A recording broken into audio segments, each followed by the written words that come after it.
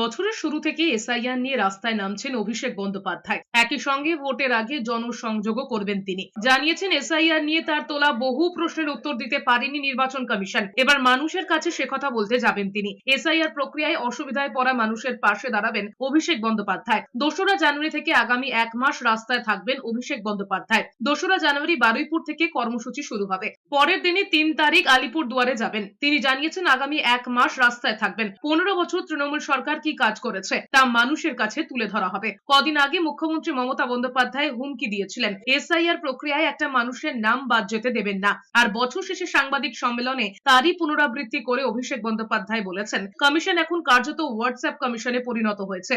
যত নির্দেশ সব আসছে হোয়াটসঅ্যাপে এবং একটা নির্দেশের সঙ্গে আর একটা নির্দেশের মধ্যে কোনো মিল নেই। লজিক্যাল ডিসক্রিমিনেন্সি বলে একটা লিস্ট হাওয়ায় ভাসিয়ে দেওয়া হয়েছে।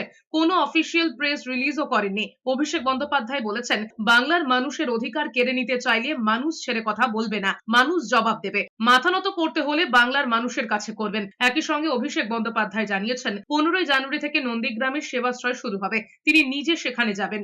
বাংলার মানুষকে ভোটার তালিকা থেকে বাদ দেওয়ার যে ষড়যন্ত্র করেছে, বাংলার উপর যে আঘাত, বাংলার উপর যে হামলা, তার বিরুদ্ধে মানুষ সোচ্চার হবে এবং বাংলা আগামী দিন বাংলার ক্ষমতা দেখাবে। 2 তারিখ দক্ষিণ 24 পরগনা বারুইপুর থেকে সভা শুরু করব। তার পরের দিন আমি উত্তরে জলপাইগুড়ি আলিপুর দুয়ার নিয়ে চা বাগানের শ্রমিকদের নিয়ে একটা ইন্টারাকশন করব, একটা আলোচনা সভা বা একটা সভা তাদের সাথে করব।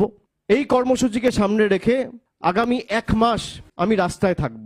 আমরা যদি মাথা নত করতেই হয়, আমরা 10 কোটি বাঙালির কাছে মাথা নত করবো, 10 কোটি বঙ্গবাসীর কাছে করব। দিল্লির জল্লাদদের কাছে বাংলার মানুষ কোনোদিন আত্মসমর্পণ করবে না, মেরুদণ্ড বিক্রি করবে না।